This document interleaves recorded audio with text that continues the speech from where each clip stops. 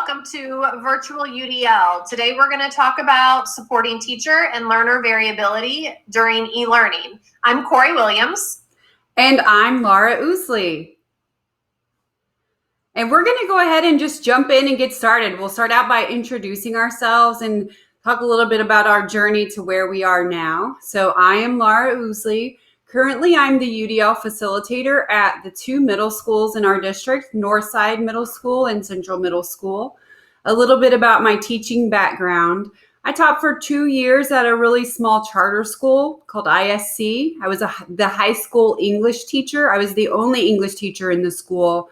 So I didn't really get to collaborate much with teachers who taught the same thing with me. So I was in a department, but I was the only person in my department. After those 2 years, I moved to Central Middle School. I was an 8th grade English teacher. I taught on a team, so I taught directly with 3 other teachers, the math, science, and social studies teacher. And then I also had a really strong department of English teachers to collaborate with and work with. So I felt like I almost started over as a new teacher my first year at Central.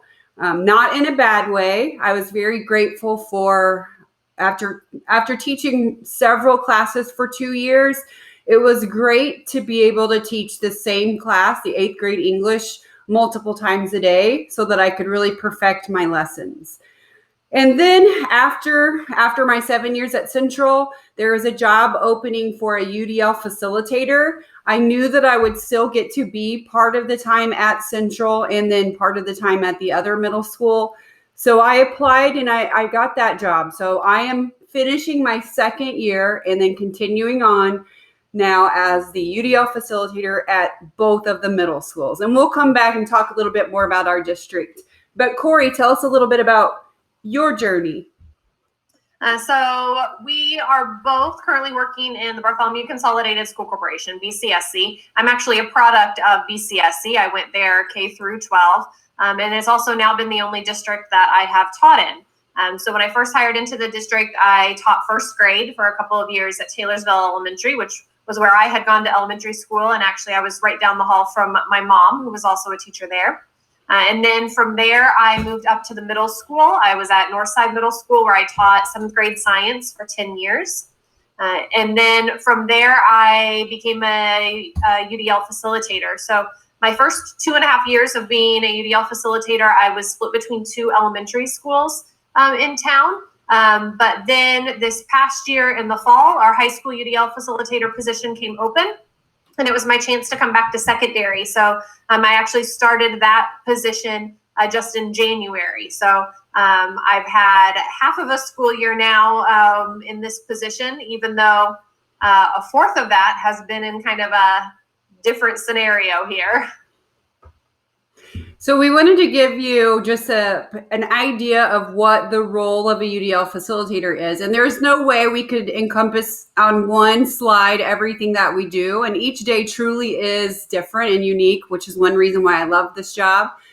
But one of our main responsibilities is around professional development. We're often sent to professional developments when teachers aren't able to be, maybe for sub reasons or other reasons. So we're often sent to professional developments to hear and then bring back the information to share with either our admin or our teachers. But in addition to that, we work closely with teachers and administrators to create and develop and then deliver our professional development. So I love designing and creating, so I really feel fulfilled in that part of this job. I know it sounds kind of almost nerdy, but I enjoy making slideshows and professional development. So that's just something that I enjoy.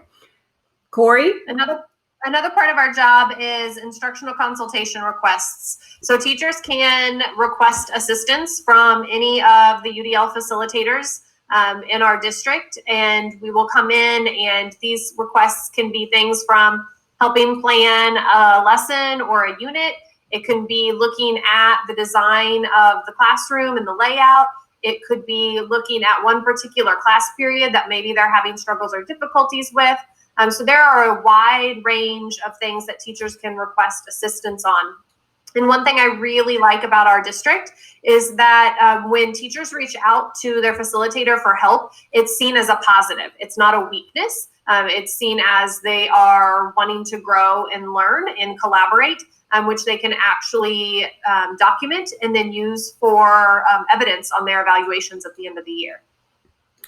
We'll talk more about the learning environment design form later, but another part of our role would be to take a look at learning environments of our teachers. So we don't believe that there's a problem with the student. We believe that there's something going on in the learning environment that probably needs tweaked in order for a student to access it. So we've created a form based off the UDL guidelines, and it really mirrors each of the 3 principles. And we're able to kind of look around the room at the materials, at the physical setup, at the language the teacher's using, just everything in the actual learning environment, and reflect on that, point out to teachers parts of the principles that they're really doing a good job on, while also allowing us to see areas of maybe focus or areas that we need to work on. So that's a great tool. Again, we will share that with you later, that we often use in our work. We also work on a lot of district initiatives and committees. And so I know Laura and I both serve on our district's New Teacher Academy, where we meet with all of the brand new teachers in our district several times throughout the year for professional development and support. We've also served on committees like resource adoptions, tech teams, district guiding teams, teacher recruitment and retention, and then any kind of big district initiatives. Sometimes we will then kind of be the ones tasked with developing the resources to share those out, whether that has to do with the developmental relationships or block scheduling that our high schools are transitioning to. Just kind of those big picture things sometimes will almost get filtered through us in terms of passing them on to the teachers. A little bit about our community, our snapshot of our school system. So we have 19 schools at BCSC, 11 elementary schools, 2 middle schools, that's where I'm at, the 2 high schools where Corey is at, and then we have pre-K, CET, and adult ed. So of our students, 11% are English language learners with over 60 languages spoken. In Columbus, Indiana, we have the headquarters of Cummins, which draws in people from all around the world. So we have students, obviously, from all over. In addition to that, 45% of our students are on a free and reduced lunch basis, with 13% of our students receiving special education. So we wanted to give you a snapshot of our district, so just in case you were curious to see that information. And then just a little bit of background of UDL within BCSC. We've been on this journey since about 2003, where we began implementation at 3 schools.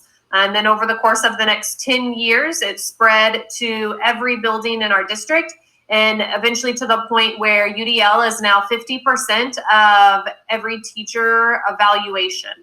And when that happened, roles within the buildings were actually changed to become UDL facilitator positions, so that every building would have at least a part-time person to support teachers in their implementation of UDL, since it was going to be such a heavy part of their teacher evaluation. But that also just kind of reflects and shows the importance that our district has on UDL in making sure that we are intentionally applying the principles throughout every classroom in the district. And so today, UDL is the framework through which all initiatives, policies are filtered, supported, and implemented, which then also leads us to our current situation of e-learning, right? So our current school year was disrupted by e-learning for our entire 4th quarter of the year. And so because our district already had such an intentional focus on implementing UDL in the learning environment, we were able to then continue that UDL lens into our virtual or digital learning environments.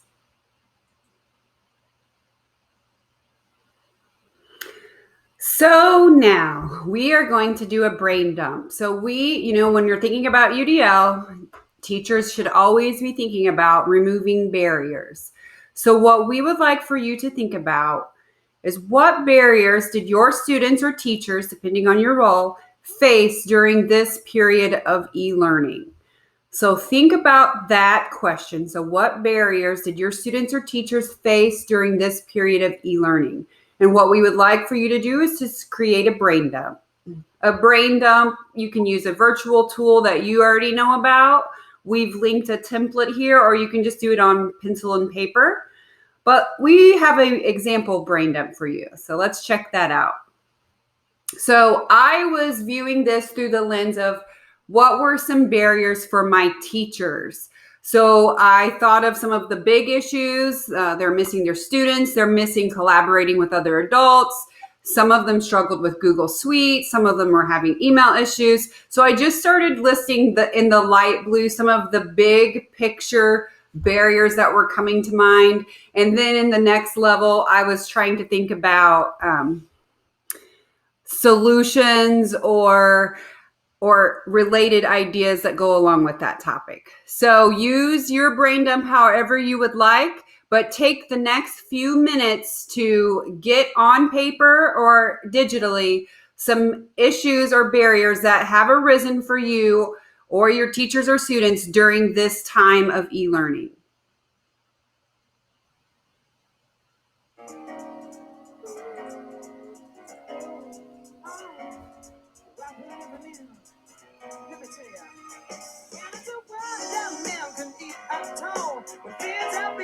Should be small.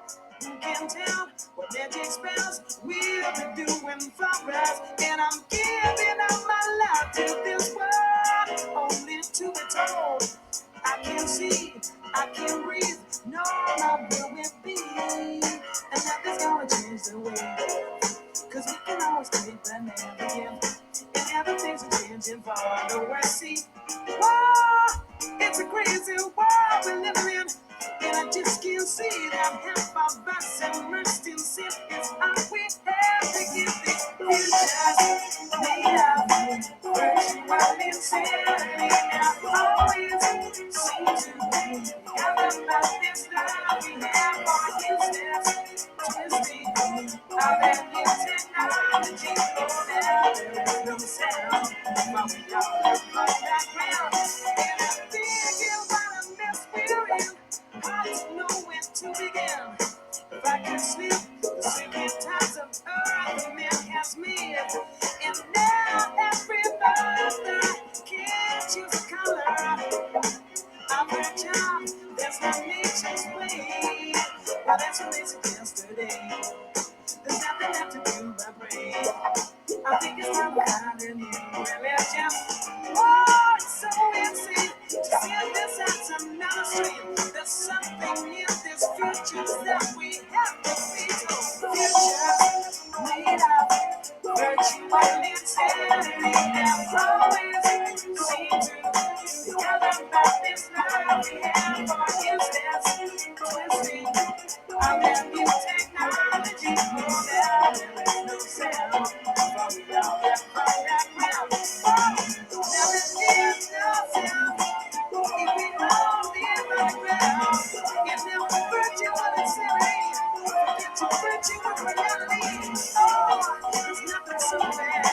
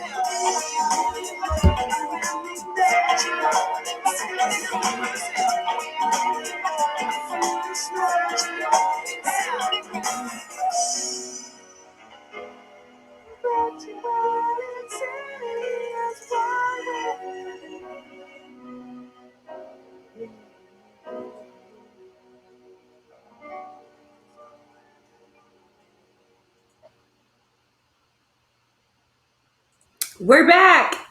If you did not have enough time to finish getting your thoughts out, either on paper or virtually, please pause right now and then resume playing when you've had time to finish. So we knew kind of heading into spring break a couple days before that there were other districts, other states that were closing due to COVID-19. And so our teachers started feeling a little anxious and worried about what that might look for us. And if we had to make that transition, what would they do? What resources did they have available to them? We are very lucky that we are 1-to-1 in 1st through 8th grade with Chromebooks, and then 9 through 12 with laptops. So our students have devices. We also have a learning management platform, It's Learning, that is used K through 12 in our district as well. So we had some pieces, but our teachers were still definitely a little apprehensive about what would happen. And so one of the things that we kind of started with was creating this tool that you see here. That we called eLearning plus UDL. So what this did was gave our teachers kind of a look at some familiar tools, things that students were already using or kind of knowledgeable with, and then things that teachers felt comfortable with because they had already been using them in their classrooms. We also had an emphasis on simplicity just in the design of the document and the resource that we shared, but also in what tools and activities we put on here as suggestions, especially the first couple of weeks of our e-learning time period was kind of just a survival time for teachers and students to kind of figure out what would work and how this was going to flow. And so we really wanted to focus on things that were going to be simple, easy to use and implement right away. As we kind of hit the ground running, the Tuesday after spring break is when our teachers and students were expected to be kind of on the learning management system, ready to go with work from 9 to 3. And we also made sure we had an intentional focus on the principals, and that we were making sure that we were providing various options for teachers to be able to choose from when selecting what options to provide for their students. So this is the document, and it is linked there for you if you want to take a closer look.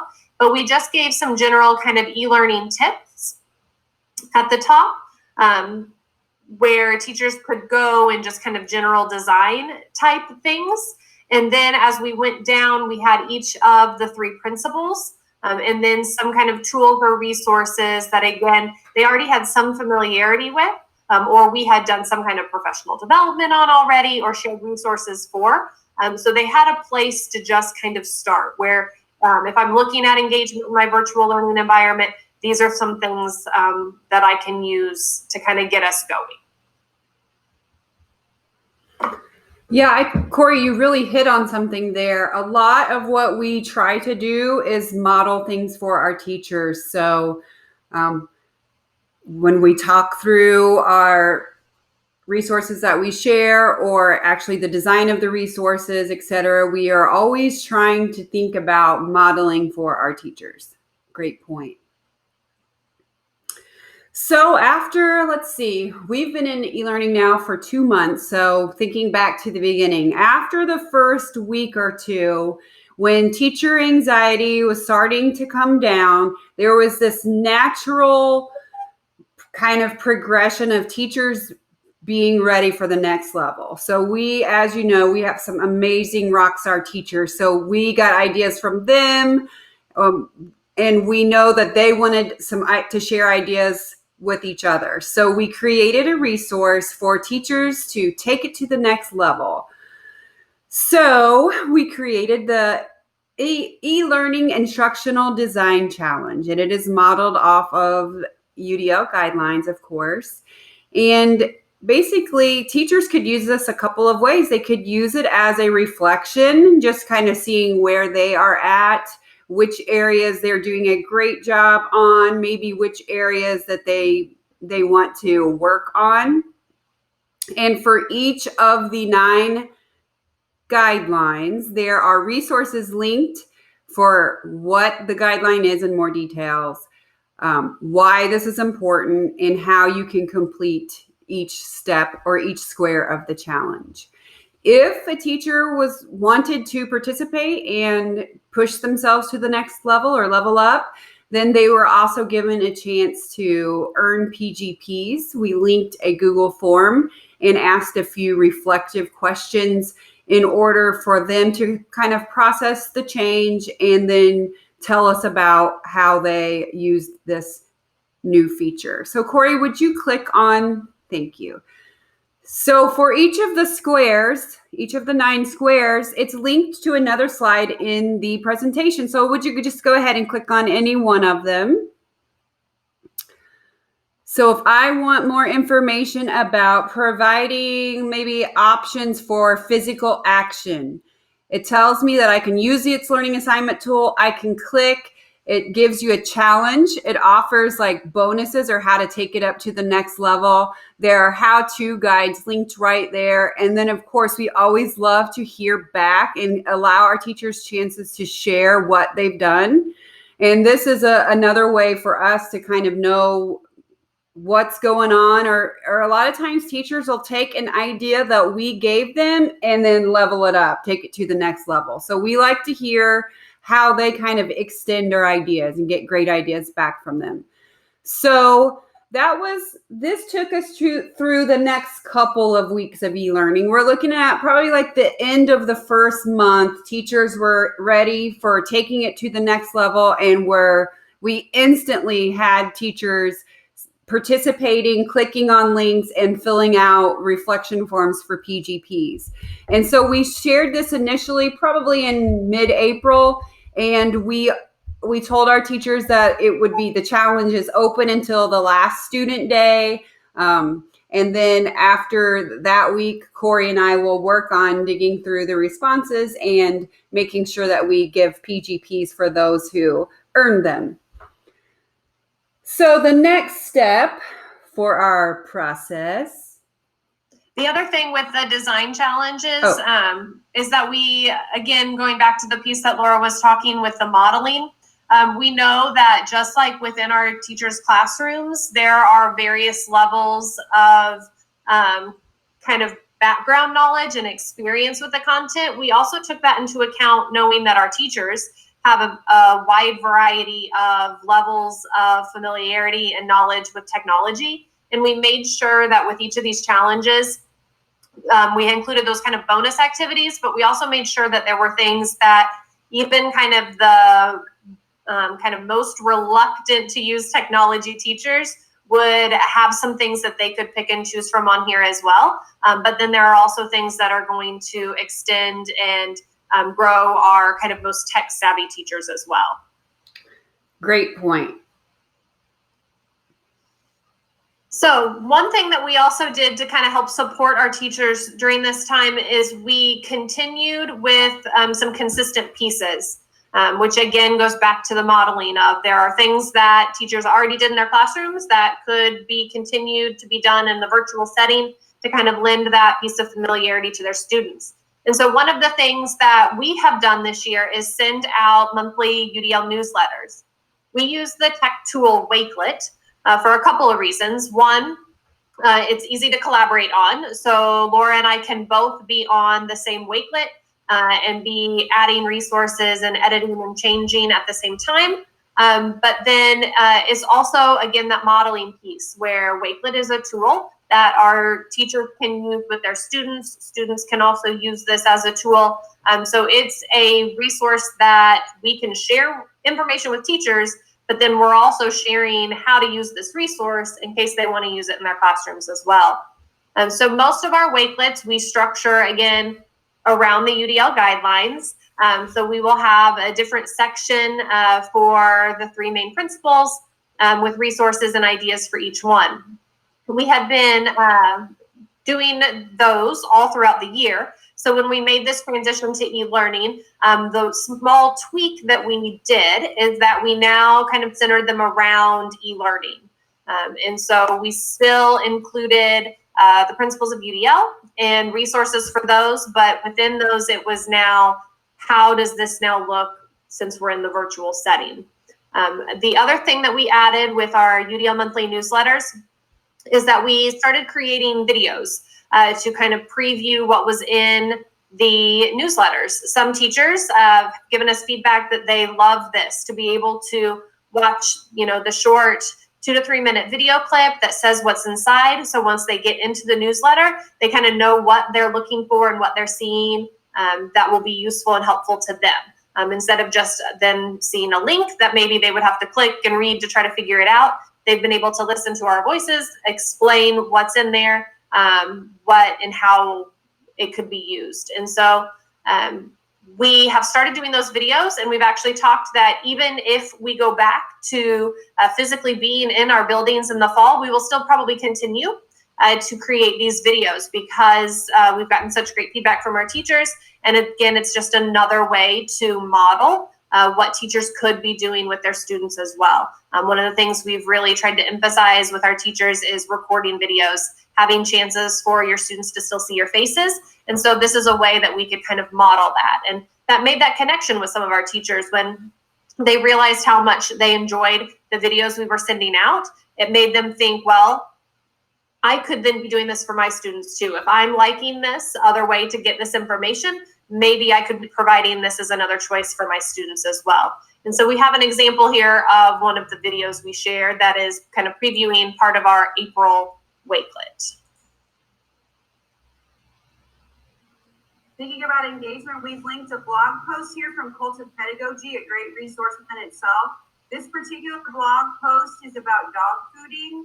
So dog fooding is when you try out your lesson before you assign it to students. Especially in e-learning, this will be handy because, sometimes there could be just tiny little mistakes or settings messed up in its learning that will prevent your students from being able to complete the task. So click on this link here to either listen to the podcast or read more about what dog fooding is. The next week representation, we've just linked a couple of other resources for finding educational videos that you can use in addition to YouTube. So one is The Kids Should See This, which has kind of some inquiry or maybe some STEM-based videos.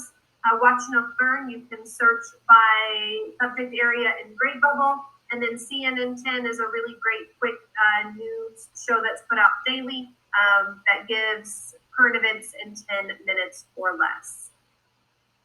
Thinking of action and expression, we've linked another blog post this one's from Ditch That Textbook by Matt Miller. And so he has created or curated a list of 10 activities that can be adapted into any subject area, which do not require the internet. So if you're looking for some tech-free activities, check out this blog post. Social emotional learning is next. This is a time, even though we are distant from each other, that we need to make sure we're taking care of ourselves. So these are both from a site called The Greater Good. This one is just some kind of social emotional techniques for teachers. And this one would be good to share with parents as it is a resource for helping teams through this shelter-in-place time that we're in. And finally, we're going to share a quick tech tool with you. To remove backgrounds is an application which allows you to put yourself into funny situations, or if you share with students and teach them how to use it, they are able to put themselves into situations with images maybe connecting to your content. There's a how-to video linked. If you want to see a couple of funny examples, here Brittany, Corey, and I are running with the Bulls. Below that, we are at the signing of the, declaration, or maybe competition, I'm not sure. But as you can see, you can take yourself out of the background of an existing picture and then paste yourself into a different form. So tutorials are linked. So just an example kind of how we walk through those different resources and to see kind of the variety of things. We really try to, again, be intentional about making sure what we share in those newsletters will be applicable to teachers of all subject areas. Okay, so right around the halfway point of e-learning, we really wanted to check in with our teachers. We wanted to get some feedback, but we really just wanted to see how they were doing social and emotionally. And we know this is really hard for everyone. We know it's hard on teachers. We've never had an ending of the year like this. In our corporation, and I'm sure in most others, graduation was canceled or very different than typical. Prom was canceled.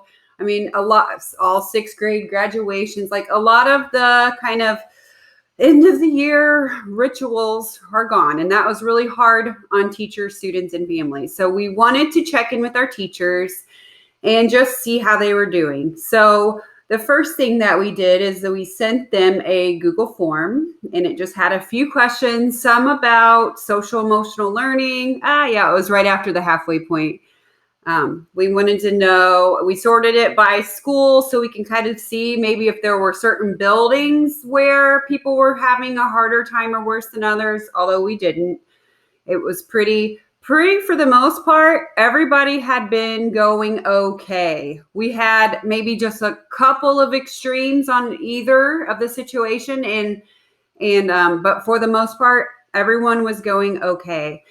And then we wanted to get kind of just pick their brains about, so what are some things that you've learned? What are some tech tools that you need more information about? What's something that's gone really well for you? So we also set it where they didn't have to answer every single question. I know when people get forms and they see all these fill in the blank answers and you have to submit it, you're less likely to complete it. So we didn't make any of the questions mandatory. So they were able to just answer what they wanted to. If they didn't have an answer, didn't feel comfortable, they could skip over a question. So we use that form. Of course, when you use a Google form, your answers are populated into a sheet. So we were able to use that data. In addition to our Google form, in our district, our tech team started having bi-weekly update meetings hosted by our director of technology and coordinator of, technology instruction. But so during those meetings, it was great because the people who were manning our call center, so our district had a call center for families, teachers, students, parents, whoever, to call in if they were having issues with anything during e-learning. And so they kept track of the types of calls they were receiving and were able to give us good data about specific needs. So we felt like attending those meetings and kind of hearing from the people who are in the trenches, like on the front lines working with teachers, families, parents, students, we were able to hear right from them and kind of fine tune what we were going to do with our teachers. And instead of them having to send out massive emails that are ignored by everyone, we were able to kind of summarize the important information and put it in our video, put it in our Wakelet, or just highlight bits and pieces of information that we thought teachers really needed to know. So I feel like those tech meetings really helped us out a lot too. Yeah, so just along the way, kind of getting any of those bits and pieces of information from the teachers or from the call center or tech department was really kind of critical in what we were then kind of using to design resources then for the rest of our time in e-learning. And so what we did with that survey is we created a document that we were able to share with teachers. And we took from it all of their kind of needs, requests, questions, all these areas that our teachers had put on that survey that they still wanted or needed support for. And we created this tool. And again, it kind of still is going back to the UDL guidelines because, again, we have kind of the what is their need. The resources are the kind of how to accomplish this. And then we included what it's a great tool for. So kind of the why you might use this. And so within that document, we were actually able to address every single teacher need or request within these kind of big categories of what they put on that survey. Because again, kind of just like our students in our classrooms, if one student asks a question, chances are more students have that same question. And so if one teacher or a few teachers on the survey had that question or need, there probably were some others in the district who either hadn't filled out the survey or hadn't thought to put that down as a question or a need. So then this went out to all of our secondary teachers, and they were able to then kind of see the big category or the big need, see kind of how to do that, and then why or in what situations they might want to use those resources. And so that survey really kind of informed us to know what our teachers still needed and what we needed to do to kind of continue our growth in e-learning, so that we didn't really just kind of like flatline, but we were able to still continue to grow and modify and adapt our instruction, because 9 weeks is a long time to be kind of working from this same platform. And it could get kind of stale and boring for teachers, and in turn it could also become that way for our students as well. So we wanted to make sure we were continually adapting what we were sharing with our teachers to address their needs, so that our teachers could continue to adapt their resources for their students. Another great result from our survey was it allowed us to celebrate some teacher successes. So very similar format. We asked teachers to share something that had gone really, really well for them.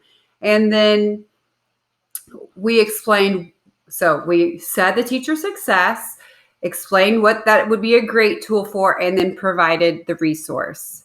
So Corey, last time you explained how it was what, why, how. Will you say that again for this one? So the kind of what was their success, the great tool for is kind of then the why that you might use it. And then the resource would be the how. So again, aligning with those same kind of UDL principles of engagement, representation, and action and expression, of being kind of the why, the what, and the how.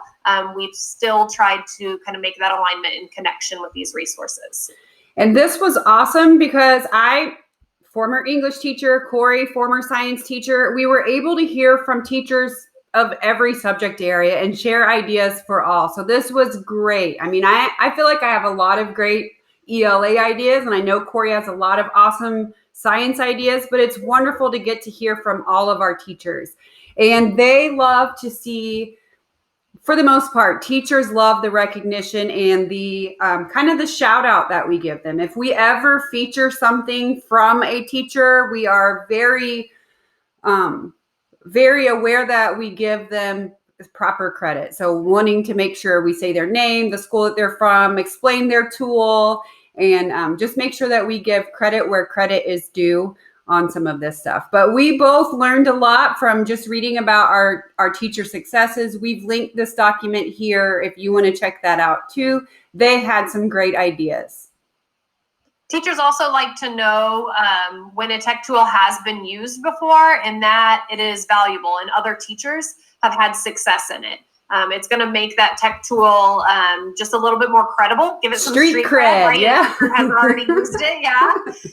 And so they know that another teacher's had success in it. So hey, maybe I could use this and have success with it as well. So I think being able to share what other teachers had done gave these tools a little bit more value to the other teachers who were reading about them. The other thing I loved about this is we've had some teachers reach out to share some of their successes who have not reached out or kind of shared things before. So there's some teachers who are through this finding kind of some confidence and their voice to be able to say, hey, I've done this and you know what, it was great and it worked for me.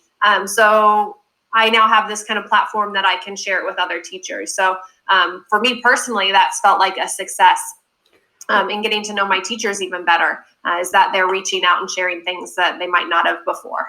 And just like we've heard teachers say, wow, maybe the student in the traditional setting wasn't performing as well, and now in e-learning, they're just knocking it out of the park.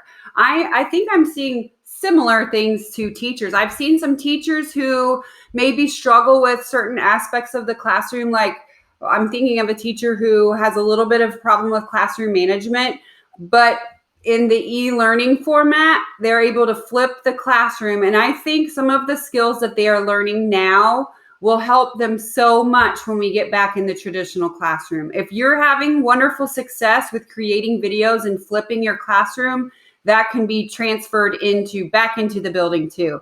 So it's been really nice to see teachers who maybe struggle in certain areas really step up and excel at e-learning. And that's one of the pieces of feedback that we got on that survey as well from teachers, is there were several that made comments about, I've learned how to do this or use this tool for this or create these videos that I want to now use when we go back into the classroom. And so for some teachers, it has kind of given them that little bit of confidence that I think they'll be able to take back into their classroom and use what successes they had here to kind of continue to grow when we're physically back in the classroom as well. For sure. So another thing that we have done for our secondary teachers, Laura and I have done office hours. So they're drop-in, they're totally optional for teachers. We do 1 hour a week. Teachers can come for a part of that time to just kind of ask their specific questions, or some teachers have come and just said it's nice to see some other faces and to get to talk with other teachers and with us. And so they can come for part of that time, they can stay for the whole time, but we're there for them to ask questions. We're there for them to be able to collaborate with, but also the other teachers who come. We've had some great collaborations between the teachers that have shown up and asked questions, and they've had answers and strategies and suggestions for each other. And again, it's been a time to just kind of socialize and connect with some of the teachers as well. So there are a few teachers who I know were like, I was just really craving some adult interaction and seeing some faces outside of my immediate family members, right? So it was just, again, that kind of chance to talk, ask questions, and connect. And again, for us, it was another way to model for our teachers to be able to acknowledge and say, man, I really needed to see some other faces and to talk and connect, and then make that connection with providing that same type of opportunity to their students as well. One of the things that we did for our office hours each week is we kind of created a slide or resource that we would use as kind of our collection of ideas that we would share from that office hour. So that's what you see here are a couple of the slides. We call them kind of our background slides, but it was our guideline or outline of what information we would share with teachers from that week. The one in the kind of top right corner here with the video chat, there were 9 days left at that point, so it was 9 reminders. And again, that came from our tech department on that kind of biweekly check-in that we had with them. Or we shared down here kind of some of our favorite resources or blogs or things to kind of continue pushing our teachers to try new things. And so what we also did with our office hours is after they ended, Laura and I would record a kind of short recap where we shared a condensed version of the conversation that we had, questions that we answered, resources that were shared, and then our slide that we had designed. And then we would send that out to all of our teachers. So if a teacher had already had a meeting scheduled or had things going on in their home that they couldn't jump on the office hours, they could then watch the recap and still stay up to date with the information that we shared. And every time we sent these out, we were kind of like, well, we're not sure if teachers are going to watch these or not, but we'll send them. And then we always got feedback from teachers that had watched them and were then sharing additional resources or, providing feedback or thanking us for sending those out. So we did kind of get a little bit of that validation back that people were watching. But again, it modeled. So even if a teacher was having a Google Hangout, which for all of our teachers, if they had those, they were optional for students to attend. They weren't required or part of a grade. But it then just modeled that you can record those and share them out. So even the teacher or even the students who weren't able to join those Google Meets, they were still able to get that information and kind of get those connections by watching the videos. And so again, it was just another layer of that modeling that we've done for our teachers. Okay, so now we would like to take a minute. We just shared a lot of information with you. So we would like to give you a chance to kind of process that information and use our LED form to organize kind of the information that you just heard or that you just learned so far in the session. So if you click on the image, you will be asked to make a copy, and you will have a copy of our LED document. So just read through the boxes, through the 3 principles, and just kind of process and write down, fill out information about what we have discussed so far, some of the ideas that you've heard, or just things that come to you so far. Corey, did you want to add anything? The one thing, I don't know if we mentioned this earlier, but with the learning environment design form, our teachers use this and are familiar with this tool for their physical classroom. It's something that the UDL facilitators, we can come in and sit down, observe the classroom, sit down with the teachers and kind of help them fill out. But it's now becoming a tool that we're now thinking about our virtual learning environment. So it's the same tool that we've always used for our physical environment, but it's now kind of making that jump and switch to, we can think about our virtual learning environments in the exact same way. So that's kind of what we're looking at here. So what types of things have you heard about kind of your virtual learning environments that could fit in this learning environment design form?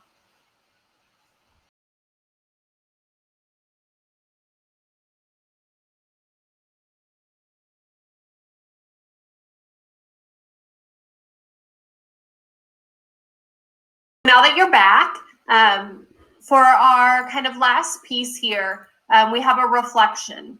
And so again, this kind of goes along with the UDL guidelines in that we framed it in what, so what, now what. And so we have a Padlet there for you to click on. And when you go to that Padlet, it's going to have 3 columns. The first column is what. So what is something that you learned or a new idea that you want to remember from this session? And then so what is the why? Why was that important? Why is this something that you need to remember? And then now what? So the kind of next steps or the how of what you're going to do with this information. And so we would just like you to put a post in each column there on the Padlet to kind of reflect back. What will be nice about this Padlet is as other people watch the session and go to the Padlet and fill it out, you'll also be able to see other ideas that people who have been in this session have shared. And then we would love to hear what your next steps are. So whatever your kind of now what is, what you're going to do with this information, we'd love if you would tweet that out. Our school corporation, Bartholomew Consolidated School Corporation, has a hashtag BCSCUDL that we all follow. You can follow that hashtag. Our teachers share things out on it. And so you can follow that hashtag and look for ideas. But you could also include the hashtag UDLIRN for the conference. And then you could tag us at Laura Ousley and at Mrs. C.L. Williams so that we can connect and see what kind of awesome ideas that you have kind of for moving forward and supporting teachers in e-learning.